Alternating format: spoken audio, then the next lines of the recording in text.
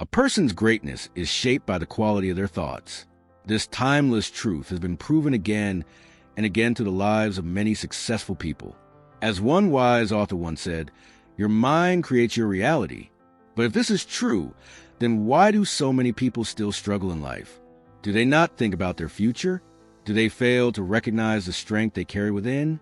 Today's story reveals the answer to these questions and teaches a powerful life lesson. We will also learn a few new English words along the way, so stay with us till the end. I promise this video will be worth your time. Once, in a crowded city bus terminal, there lived a street performer named Rohan.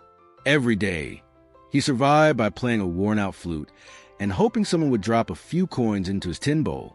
One afternoon, while he was performing, he noticed a neatly dressed professor walking across the platform. Seeing his polished shoes and calm, confident walk, Rohan thought, this man must be well-educated and kind. If I ask him for a little help, he will surely give me something. With hopeful eyes, Rohan approached the professor and stretched out his hand. But instead of giving money, the professor looked at him and asked, do you always take from others? Have you ever given anything to anyone? Rohan was stunned. No one had ever asked him such a question. Confused, he replied, Sir, I am just a poor performer. I survive on whatever people give. I have nothing to offer. The professor smiled gently and said, if you believe you have nothing to give, then you also have no right to expect anything. Life works through exchange. If you offer something of value, you will always receive something in return. But if you think you have nothing to give, then no one can help you. Saying this, the professor boarded his bus and left. Rohan stood there, frozen. He kept repeating the professor's words in his mind. He wasn't rude.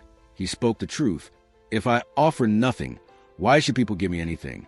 That night, Rohan could not sleep. His thoughts kept circling around the same question. But what do I have to give?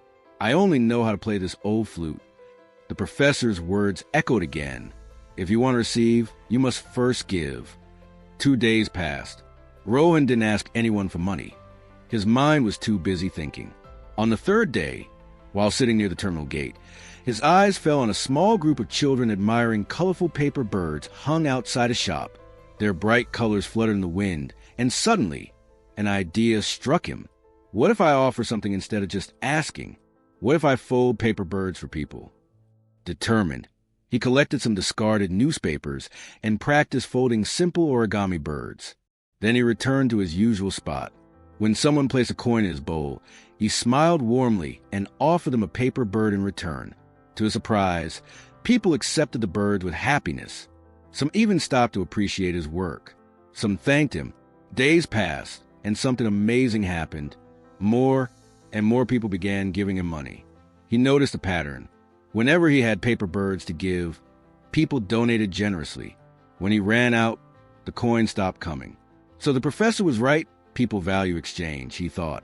One afternoon, while offering paper birds in return for coins, Rohan suddenly recognized a familiar face sitting inside a bus. It was the professor.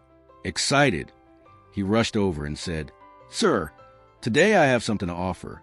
If you give me a little money, I will give you these paper birds in return. The professor smiled, gave him some cash, and accepted the birds. He said, you have understood the principle of exchange. Today, you are no longer just a street performer. You are a creator, a small entrepreneur. As the bus rolled away, Rohan stood still, hearing the professor's words echoing in his mind. Am I really an entrepreneur now? He thought for a long time, and then suddenly realized, I am not a beggar. People aren't giving me money out of pity. They are paying for something I created. That means I have a business. Filled with excitement, he made a big decision that day. He left the terminal and never returned as a beggar again. 6 months later, at the same terminal, 2 well-dressed men met and shook hands. One of them looked at the other curiously and asked, Do I know you? The other man smiled and replied, Yes, we met twice before, right here at this terminal. The first man frowned, trying to remember. Suddenly his eyes widened. Wait, you were the flute player, the one who had the paper birds. Rohan laughed. Yes, that was me. But today, I'm no longer struggling. I run a small handicraft business now, and I'm traveling to expand it. The professor was amazed. That's incredible. What changed? Rohan replied with a bright smile. You taught me the biggest truth of life. We only receive when we are ready to give. I was never meant to be a beggar. I was meant to create value. I just had to see myself differently. The two men shook hands again, now as equals. Then they boarded their respective buses and headed toward their futures. Moral: life becomes what you believe about yourself. If you think you are small, you will remain small. But if you recognize your inner strength, greatness will follow. Change your thoughts, and your future will change automatically.